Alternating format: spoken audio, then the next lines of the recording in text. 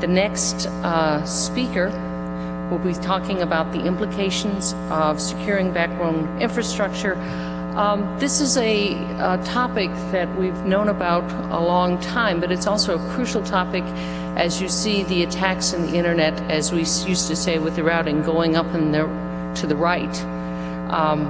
Ryan McDowell is from Sprint, and I understand you have a master's and a bachelor's in computer science, and you've been working for Sprint, helping them get this going for about 5 years. Thank you. So just kind of a talk to let everybody know kind of what we're doing to help secure our backbone and kind of how that impacts people. So the first thing we did, we started deploying receive access lists on in Cisco World, or input filters on Juniper World, back in about 2002.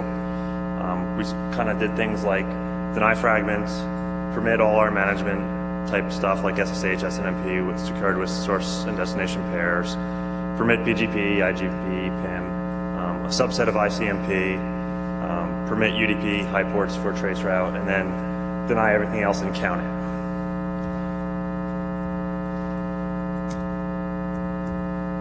So this is a graph showing kind of all the bad packets hitting the routers. So this is 1 hour intervals of all the packets that we drop. So you could kind of play name that worm, watch TCP back in September go through the roof. So this is the average number of packets hitting the router.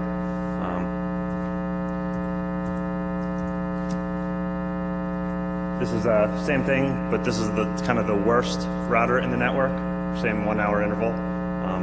The graphs kind of line up very nicely. They're a little different, and the scale goes kind of through the roof.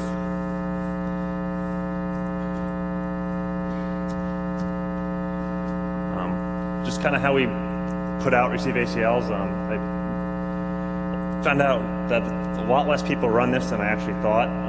So it's really pretty simple to do, and it really helps you out. So basically, just build a basic access list, even if you start off with simple as permitting TCP, UDP, ICMP, GRE, whatever else you use, and then denying all other IP protocols.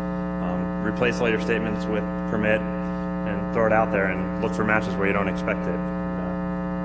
We were surprised on how much other stuff is going to the router that we didn't even know about, and we blocked a lot of it. And just constantly improve it. Tighten down your IP addressing, add source destination pairs, cut your port ranges down. And we found you really need a good IP addressing strategy to make it scalable.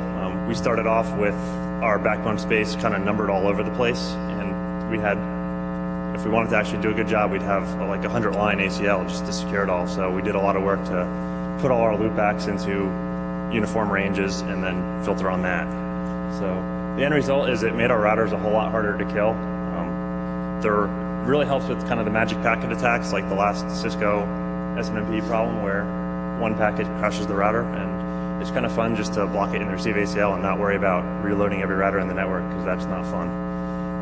We've had very few operational implications of deploying this. The question we get the most is, your routers are broken because I can't ping your router with a fragmented packet. Got a couple complaints when we turned off NTP, but that was really about it. So it's pretty low risk to do. One thing we found is change control can be kind of difficult to do this. If you want to have a separate receive ACL on every router, it can be very hard to automate, and it's kind of scary to automate because if you break it, it takes your router out.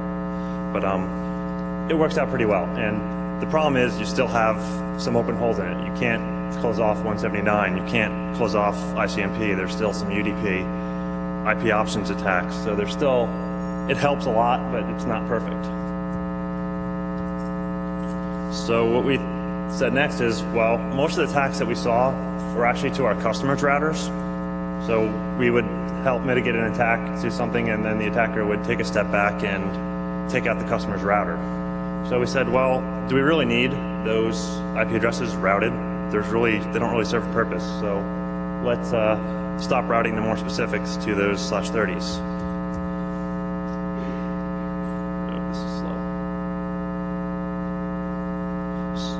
So what we did is we null route our aggregate block, and we advertise it via eBGP to ISPA up there. So the best route to the /24 becomes null zero on all the edge routers. We don't redistribute connected routes into BGP or iBGP, and we run next hop self.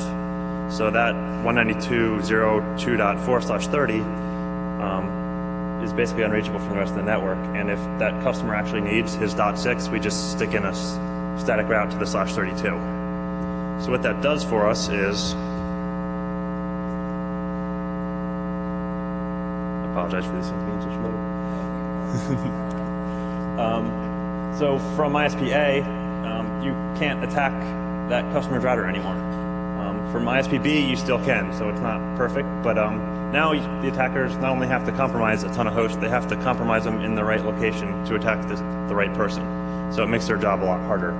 And the key is we don't break things like URPF, so things like MTU discovery or traceroute do not break. So we're still going to pass the RPF check because we're advertising the aggregate, we're just not carrying the more specific. So like I said, it doesn't add 100% security, but it makes the job a whole lot harder for the attacker, and in the cat and mouse game there is, it's one-upping things, right? So we found that about 25% of our customers actually use the directly connected interface on their router, so that's a pretty small number, or quarter. It did take us about over a year to turn all our routers over. It was just a very slow process, very communication intensive with all the customers. So a lot of folks didn't quite understand what we were trying to do, so it just took a long time to answer all the emails and communicate it well. But the implications, so traceroute's not broken, but any packets to the router, you can't really count on those working anymore. So things like ping to the router, and everybody loves to ping the routers, and traceroute to the router is also impacted.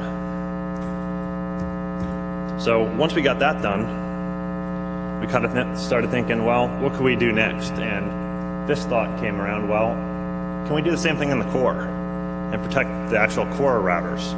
And Cisco has advertised passive only, and you can do it with ISIS export policies in Juniper. And what you can do is, same thing. So we're basically going to don't redistribute connected into BGP or IGP, run ISIS passive only. So then what you achieve there is somebody up behind ISPA can't reach either of those two networks there. Somebody behind ISPB can still reach something that he's directly connected to, but nothing further into the network, and then customer C can only reach things that he's directly connected to and a little bit further in. So it kind of protects the core of the network from anybody attacking it. You only can attack the router you're directly connected to, or one router behind it. But the implications of that are a little more intense, because now no one can ping any of our routers or anything like that. So we're not quite sure whether we're actually going to go forward with that or not yet. But some other things, use RFC 1918 loopbacks for management. Start using all your SNMP, all your SSH, iBGP. Doing that can really help you with the receive ACLs, because now if it's private address space, the odds of somebody defaulting into your network and spoofing your management address is really, really low. So it makes it almost impossible to reach in the first place, and anything that kind of slips through the cracks you can pick up with your receive ACLs and block it. There's some new features with receive ACLs like control plane policing that are coming out, even help a little more. Applying BTSH or the GTSH through receive ACL will help. If you use RFC 1918 for your iBGP, you're pretty much secured with the fact that it's 1918 and you can block it in your receive ACLs. And that only kind of leaves eBGP as vulnerable. And if you use BTSH in your receive ACL, you could kind of stop that off the block there just by setting your TTL to like 254. And the way we're thinking about initially deploying that is you can, in your receive ACL, permit, say, because it's going to take a long time to convert to BTSH with everybody, so permit say, TTL of greater than 253 and then less than 5. So it's not perfect, but it'll get you there until you can convert everybody. Block IP options, it's another attack vector that can go through the router.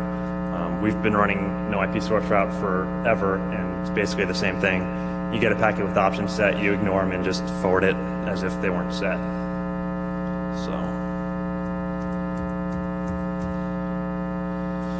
So what does all this mean?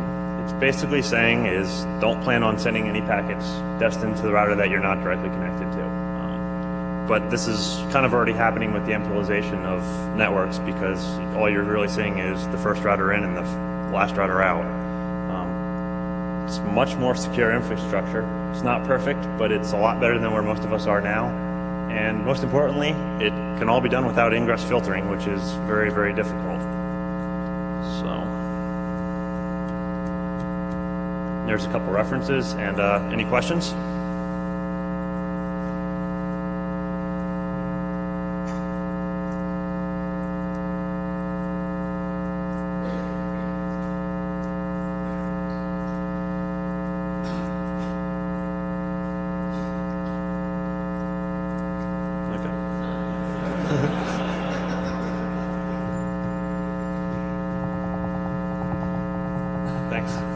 Thank you very much. I guess